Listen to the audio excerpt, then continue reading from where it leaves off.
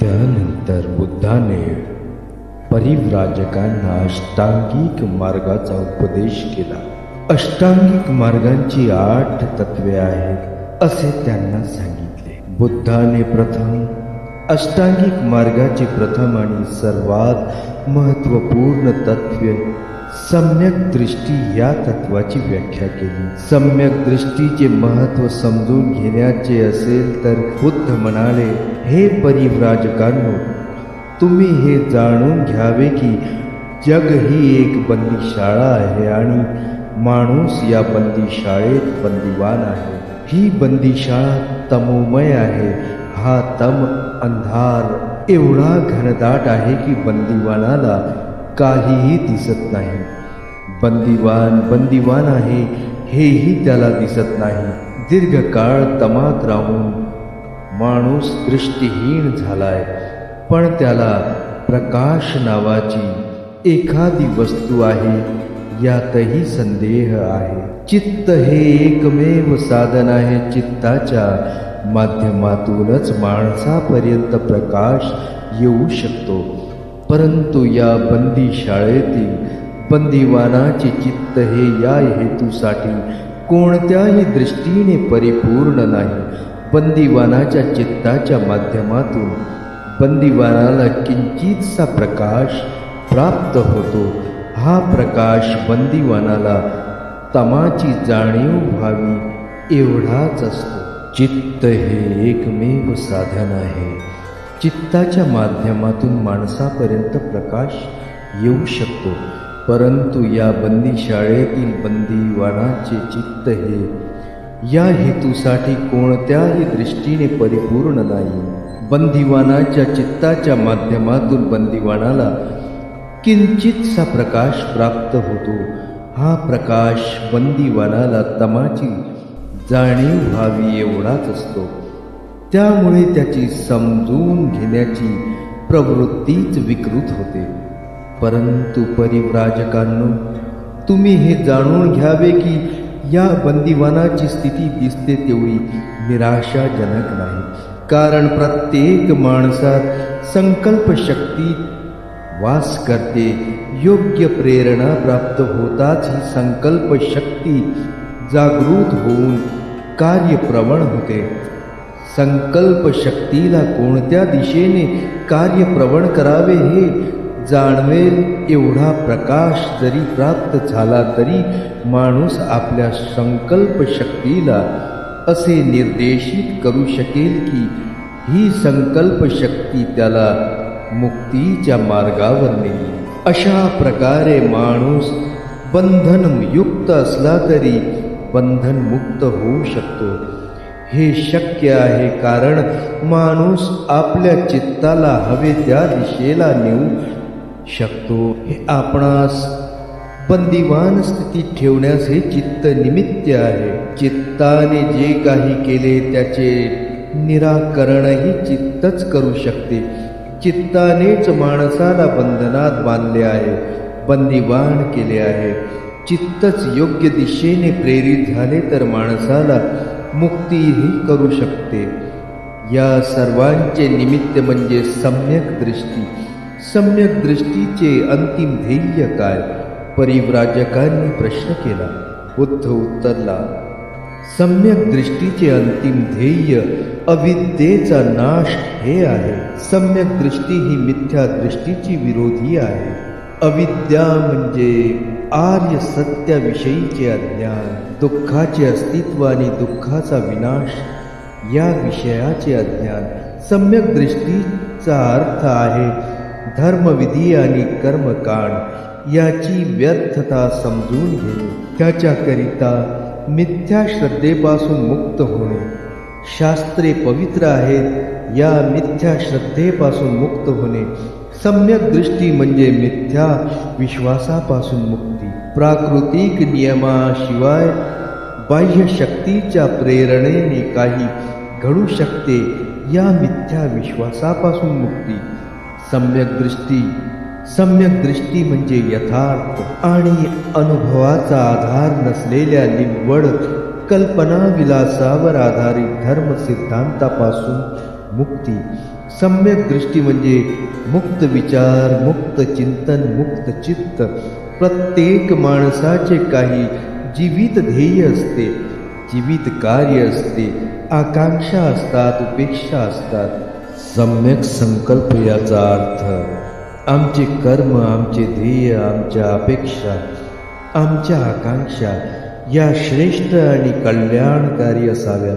त्या अयोग्य आणि अकल्याणकारी असू नयेत. सम्यक वाणी याचा अर्थ 1. मनुष्याने सत्य कथन करणे.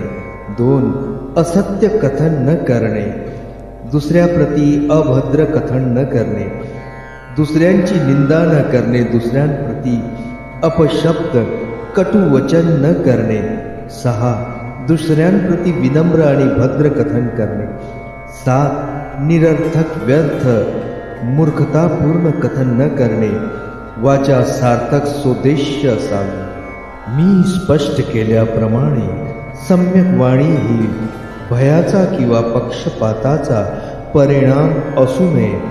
सम्यक वाणीचा व्यवहार हा संबंधित श्रेष्ठ व्यक्ती काय म्हणेल किंवा त्यापुढे माझी कोणती हानी होईल या विचारांनी किंचितही प्रभावित असू नये.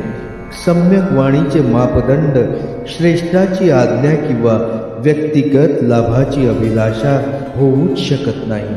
सम्यक कर्मांत योग्य आचरणाची शिक्षा देते. आमचे प्रत्येक कर्म दुसऱ्याच्या भावना आणि अधिकारांचा आदर करूनच केले पाहिजे. सम्यक कर्मांताचे मापदंड काय आहे? अस्तित्वाच्या मूलभूत नियमांशी किंवा जीवनाच्या मूलभूत नियमांशी सामंजस्य राखून केलेले आचरण हे सम्यक कर्मांताचे मापदंड आहे. जेव्हा माणूस कोणतेही कर्म या नियमाशी सामंजस्य साधून करतो तेव्हा ते कर्म सम्यक कर्मांताशी सुसंगत आहे असे समजावे. माणसाला आपली आजीविका अर्जित करावी लागते. ही आजीविका अर्जित करण्याचे अनेक मार्ग आहेत. काही हीन आहेत, काही श्रेष्ठ आहेत. हीन मार्ग इतरांना आहत करतात, इतरांवर अन्याय करतात. श्रेष्ठ मार्ग इतरांना आहत करीत नाही, इतरांवर अन्याय करीत नाही. या श्रेष्ठ मार्गांनी प्राप्त आजीविकेलाच सम्यक आजीविका म्हणतात. सम्यक व्यायामाचे 4 उद्देश. 1 म्हणजे अष्टांगिक मार्ग विरोधी चित्त प्रवृत्तीचा निरोध. दुसरे म्हणजे अशा प्रवृत्ती चित्तात उदयास आल्या असतील तर त्यांचा विनाश. तिसरे म्हणजे अष्टांगिक मार्गापासून आचरणासाठी चित्तात योग्य प्रवृत्ती विकसित करणे. चौथे म्हणजे अशा सकारात्मक प्रवृत्ती चित्तात विकसित झाल्या असतील त्यांची वृद्धी व्हावी, त्या अधिक विकसित व्हाव्यात असे प्रयास करावे. सम्यक स्मृती अर्थ, विचार, प्रवणता आणि चित्ताची एकाग्रता. याचा अर्थ चित्ताची निरंतर जागृतता. चित्ताने अकुशल वासनांवर निरंतर दृष्टी ठेवणे यालाच सम्यक स्मृती म्हणतात. हे परिव्राजका हो, सम्यक दृष्टी, सम्यक संकल्प, सम्यक वाणी, सम्यक कर्मांत, सम्यक उपजीविका, सम्यक आजीविका, सम्यक व्यायाम आणि सम्यक स्मृती याच्या आचरणात 5 बाधा येतात. लोभ, द्वेष, आलस्य, विचिकित्सा आणि अनिश्चय या त्या बाधा आहेत. या बाधांवर विजय प्राप्त करणे आवश्यक आहे. या बाधा म्हणजे जणू पायातील शृंखलाच. यांच्यावर विजय प्राप्तीचा मार्ग म्हणजे समाधी.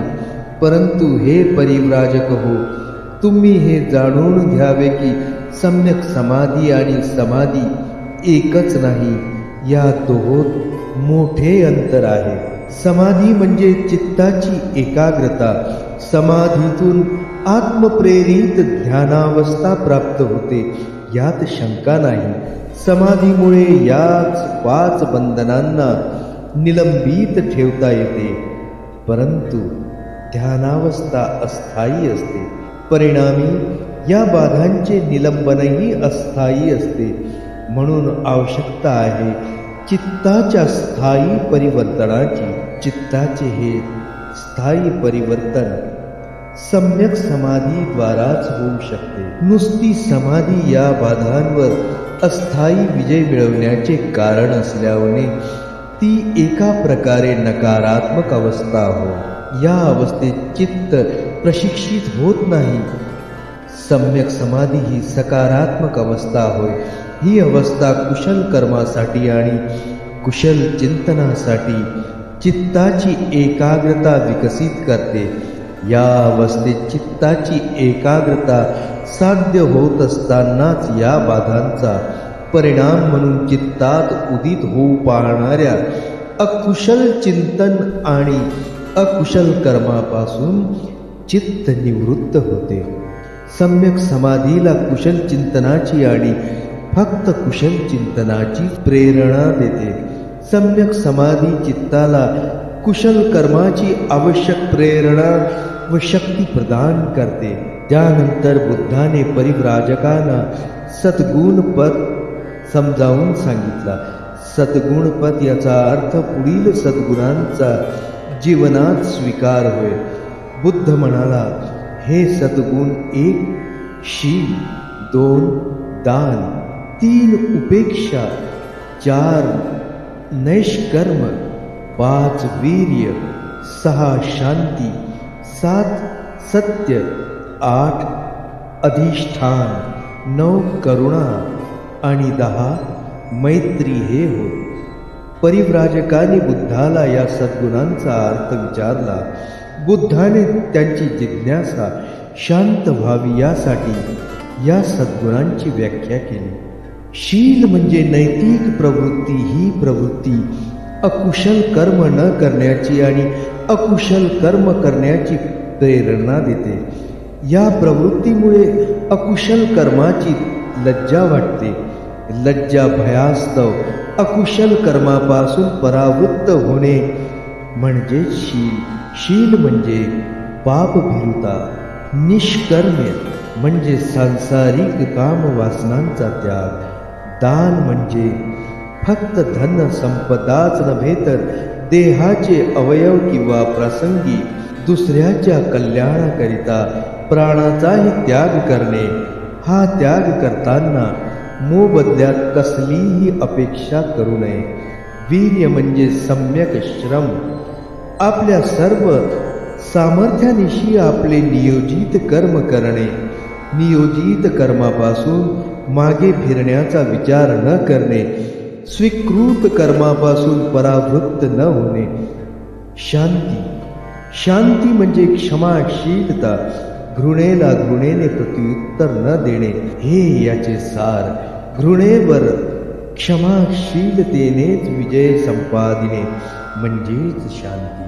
सत्य म्हणजे मिथ्या कथन न करणे. माणसाने कधीही मिथ्या कथन करू नये. त्याचे कथन सत्याशिवाय अन्य काहीही असू नये. अधिष्ठान म्हणजे आपल्या उद्देशाकरिता दृढ संकल्प. करुणा म्हणजे मनुष्य मात्राप्रती प्रेमपूर्ण दया.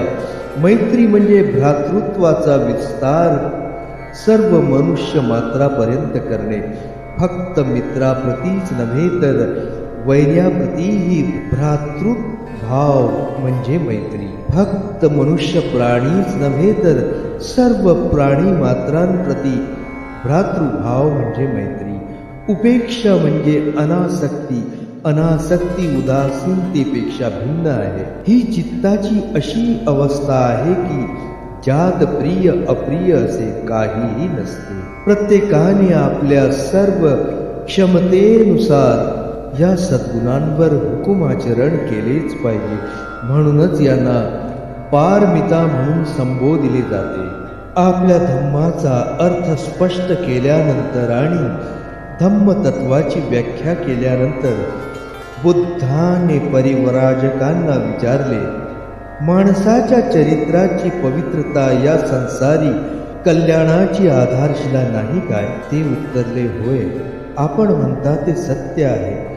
बुद्धाने पुढे विचारले, लोभ, वासना, अज्ञान, हिंसा, चोरी, व्यभिचार आणि मिथ्या कथन यामुळे माणसाचे चरित्र भ्रष्ट होत नाही काय? माणसाचे चरित्र पवित्र असावे यासाठी त्याच्या पुढे एवढे चरित्र बळ असावे की त्याला या बळाच्या आधारावर दुष्ट प्रवृत्ती नियंत्रण करता आल्या पाहिजे. माणसात चरित्राची पवित्रता नसेल तर तो माणूस जनकल्याणाचे माध्यम कसे होऊ शकतो? जे ते उत्तरले, होय, आपण म्हणता ते सत्य आहे. पुन्हा माणसाला इतरांना दास बनविता किंवा इतरांवर प्रभुत्व गाजविताना संकोच का वाटत नाही? मनुष्याला इतरांचे जीवन दुःखी कष्टी करताना संकोच का वाटत नाही? याचे कारण नैतिकतेचा अभाव हे आहे काय? ते उत्तरले, होय, आपण म्हणता ते सत्य आहे. मग अष्टांगिक मार्गाच्या आचरणाने म्हणजेच सम्यक दृष्टी, सम्यक संकल्प, सम्यक वाणी, सम्यक आजीविका, सम्यक कर्मांतर, सम्यक व्यायाम, सम्यक स्मृती आणि सम्यक समाधी, थोडक्यात सम्यक सद्धम्मानुसार प्रत्येकाने आचरण केले तर त्याचा परिणाम माणसाप्रती अमानवीय व्यवहार आणि अन्याय यात अंतर होणार नाही काय? ते उत्तरले, होय, आपण म्हणता ते सत्य आहे. तर मित्रांनो, आजचे आपले वाचन आपण इथेच थांबवूया. आपण पठण करीत आहोत बुद्ध आणि धम्म या ग्रंथाचे, जे लिहिलेले आहे परमपूज्य डॉक्टर बाबासाहेब आंबेडकर यांनी. जर आपणास माझी वाचनशैली, माझा हा उपक्रम आवडला असेल तर कृपया चॅनलला लाईक करा आणि सबस्क्राईब करायला विसरू नका. धन्यवाद.